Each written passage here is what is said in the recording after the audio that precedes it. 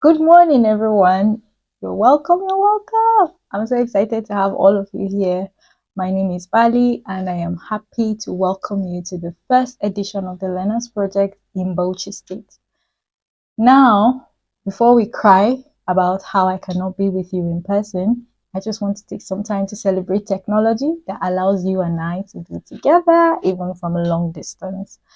So, I would need your help on this journey. I would need you to speak as though I am in the room, because technically I will be in the room. I will be on a call.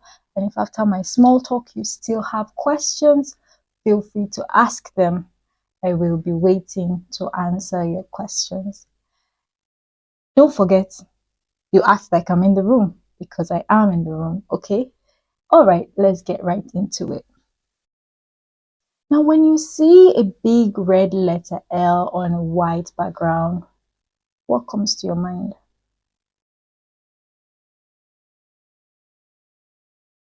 Yeah, I'm waiting for answers.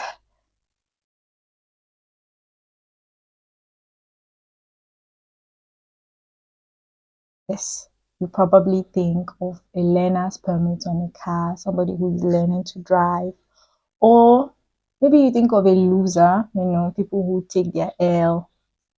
But whatever comes to your head, I just want you to know that normally, naturally, we associate learning with something negative or something that is not nice, unpleasant, if you will, right? Now, I want you to zero your mind today that the word learner is going to take on a different meaning for you. Agreed? Great. Did you know that the definition of the word learner is a person, any person who is learning a subject or a skill, whether it's Elon Musk or Bill Gates or your favorite celebrity, your best artist, your best actor or actress, anybody who is learning a subject or a skill is considered a learner. The definition doesn't say anybody who is starting to learn a skill. As long as you're continuously learning a skill or a subject, you are a learner. What does that tell you about us? Because nobody is born with a skill. Everybody is born helpless and frail as a baby.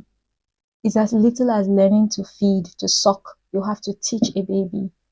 So, shouldn't I encourage you and I? Right. Now, I want you to do this part with me.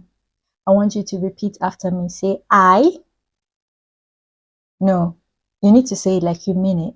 I, then insert your name. So, for example, I, Ballie, I am a learner. All right, I want us to do it all together. And I want you to say it like you mean it with all confidence, courage, and boldness. I, insert your name.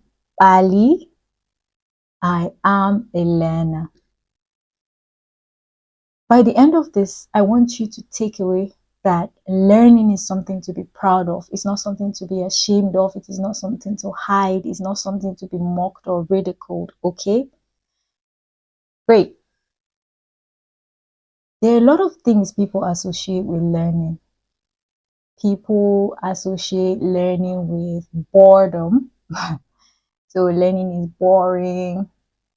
People associate learning with possibility of failing. People associate learning with starting all over again, and it's embarrassing. Sometimes it's humiliating. You are shy. You are ashamed even. Now, all of you are in secondary school, in the senior classes, I believe. I know that there is that one subject that you don't like. Once you see it on the timetable, you're like, oh, no. You're praying the teacher will not come, or for a free period. And I promise you, you have those negative associations with that particular subject or skill because of an experience, either your personal experience with the teacher, or because you find it difficult to understand the subject, or because someone you respect and love has told you something about it. Am I right? All right. Now that we know that there are a lot of negative things people associate with learning, I just want you to know that learning does not have to be boring. Learning does not have to be sad. You don't have to keep missing classes just because you don't like the subject. Learning is supposed to be a fun adventure, an avenue where you approach something new and you say, I don't know this, but by the end of this, I will. So, yes, let me get to it. That is what learning is supposed to be. Now, there are different ways people learn, right? And I want to tell you that probably the subject is not the problem. Probably the teacher is not the problem. And definitely you are not the problem, okay? We all learn differently. And when you don't know how you learn, or I don't know how I learn, we struggle. Let me give you a few instances. There are people who learn well when they see things. We call them visual learners. So if you want them to gain mastery at something, just let them see you do it once. They are copycats. If you watch anime, maybe, Kakashi, that's how they are. There are others who learn by listening. We call them auditory learners. So if you want them to excel at anything, once they just sit in the class, it's fine. They're the ones that will deceive you. Hey, I'm not reading, no, I'm not reading. And they have straight A's. It's not because they go and burn the midnight candle. Their learning style is to listen. So if they are in the class, no matter how difficult or complex the subject taught is, as long as they are in the environment, they are able to remember and they will retain the knowledge. Another group of people are called the hands-on learners. Now, these people are the ones that love to experiment. They like to try things out. They want to mess around and find out. So if you want them to learn something well, just leave them in the room with the materials. They will try it after you've taught them. So let's say you're teaching home economics and you're teaching how to make meat pie. A visual learner will watch you do it and enjoy doing it after you.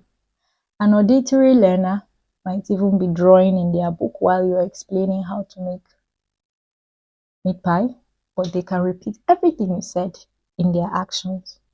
A hands-on learner would want to be folding the meat pie and putting the filling just as you are doing it.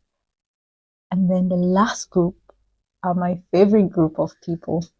They are the self-taught learners.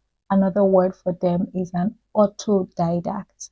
Now, these people love to explore. They are like Dora the Explorer. They would rather find out for themselves. Yes, a lot of geniuses in the world learn like this. So what they do is they go on research, they investigate, they are very curious, they want to know more, and they can read materials, watch videos, they can go for different courses and classes just so that they can get more knowledge. But they are the ones leading their learning. They don't wait for someone to instruct them. They take initiative. Regardless of how you learn, I just want you to take a moment to think and ask yourself this very big and important question. How do I learn? No, before you get me wrong, you can be a mixture of all of these four, depending on the subject or skill. And how you learn can inform the best career path for you. Did you know that? Yes, that's good news. So I want you to sit down and think about your favorite subjects, the ones you do excellently well at, and think about what makes it so easy for you to pass English or to pass chemistry or to pass history or maths or civic education. When you think about it critically, you find out that that place where you're learning is fun. That place where you enjoy learning without stress, without crying, without saying, oh no, I hate math. That is probably how you learn best. Now, the next question I want you to ask yourself is, why do I learn? I know. I saw a meme once and it said, I was born, no one asked for my permission, and they say sending me to school. What if I wanted to be a goat? Will not be a goat. But the idea is that you're not learning for anybody, are you? Many of us go to school. In fact, you're in different arms. You're probably in the arts, commercial sciences, or in the natural sciences. And you're only in these things because your parents or your guardian said so, or your principal said you will be great at this. Some of you read Think Big by Ben Carson and you want to be doctors, and that's brilliant. And I just want you to know that you're not learning to earn a degree. You're not learning to finish secondary school and get straight A's in WAEC. As great as that may be, that is not supposed to be the outcome of learning, okay? Learning is a lifelong affair. It starts from the cradle, as I said, when you are born as a baby. They have to teach you even how to suckle. They have to teach you how not to pee on yourself. They have to teach you how to sit, how to walk. And if we have to learn these basic things as we are born, how much more the skills we need to stand out in life? So I want you to ask yourself this question. Why do I learn? Are you learning because your parents said so? Are you learning because you want to escape SAPA? Poverty should be far from you.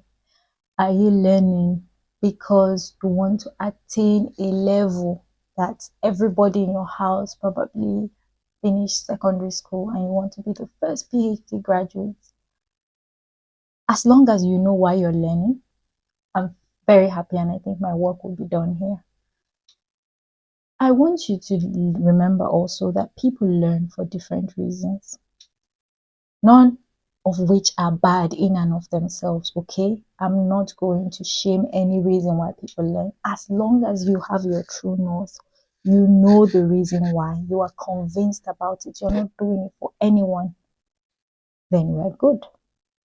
Now, people learn because of societal expectations. So let's say in Bauchi now, and everybody wants to be a politician like Gauram Bauchi, then probably you go and learn and study political science in the university because society expects or has attached a status to that thing, or everyone in your community has gotten a degree and your family says, whoa, we cannot be the only ones without a graduate.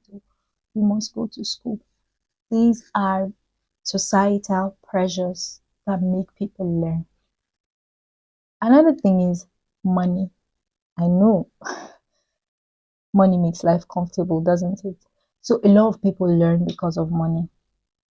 So let's say you don't even have passion for carpentry, or if you see that is a lucrative and a well balanced source of income, you will go with it. You will go for it.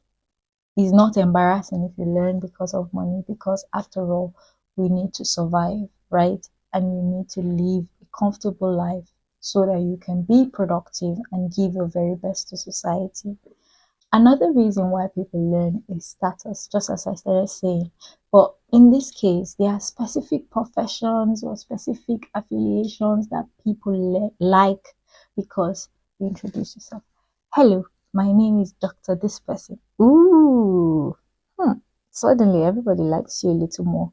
I am pharmacist this, I'm barrister that, you know. And because of the status associated with these learning ventures, people go into them just so that they can have their bragging rights. There's nothing shameful about it, but you need to know that that is a legitimate reason why some people learn. Another thing is desire. So some people tell you since I was little, I've just wanted to defend the causes of others, and they just naturally tilt into human rights, law, or humanitarian service because they want to. Some people learn because they just see themselves as, I'm lacking in this knowledge. How can it be? So they desire to be the best. They desire to have knowledge and they go after it. Another reason is curiosity. Like I said, you need to ask, why is it that the sun only comes out from 6 and it goes down by 6? That's how people learn the sciences. Did you know that at the time the whole world was assumed to be a flat surface until some people decided to disprove it and they found out that the earth was spherical. Only curious people are able to learn and have groundbreaking knowledge. Another thing is expectations from loved ones and society. Unfortunately, some people, the day you were born, your mommy and your daddy already said, this one is a doctor, this one will study law, this one will go and be a lecturer, this one will be a nurse, this one will be an accountant. And because of these expectations, then you go ahead, they choose your school, they choose your course of study, they choose everything for you, and you do not have passion for it. But because of expectations of loved ones and family, and you don't want to disappoint them, you continue in your learning venture. None of these things are bad, but you need to know why you are doing what you're doing. Because as a learner, there are days that the going will get tough. And if the going gets tough, you need to remember your why. Do not be in a rush. Do not be in a hurry. I want you to sit back and take a moment. Nobody will ever know you as much as you know yourself. So I want you to consider everything I've said. Ask yourself, how do I learn best? Ask yourself also, why do I learn? Ultimately, the goal of learning is to live better lives, to live more productive lives, and to add value to society. Money is good, status is good, affluence is good, influence in society is good, but you learn for you first. Because on days when you try and it doesn't work, you remember that this learning is personal, is for me and me alone, and I am the pilot of this learning. You find renewed strength to go on. Now, we've come to the end of my little talk. If you have any questions, please indicate and I will answer them. After this, a few of my colleagues, who I also call learners, will be sharing their stories. I strongly believe that storytelling and learning intersect. The best way to learn is when you hear stories. The best way for you to retain information is if it's nicely packaged in a story. No, we are not here to tell you to stop being a doctor or a nurse. We're simply here to tell you that there are different ways to success, and most of us have these things in us naturally. So we want you to consider other pathways to attaining your best self. And these stories are not going to be stories from Lagos or Abuja. These are stories from people who were born and raised in Bauchi. Hello, I myself am from Bauchi. I am from Alkaleri local government. And so I want you to listen closely. Do not be afraid to ask questions as these people share their struggles and their journey. Nobody you see today who is successful had a perfect learning journey. For instance, I failed WAEC 3 times because I could not pass my mathematics. But did that stop me? No. And I say it confidently everywhere. So I want you to know that these people have scars and they are ready to share their story with you. So you are inspired. So you take charge of your learning chart. And after this, we'll give you another form. And let's see what you think about technology. Great. Thank you.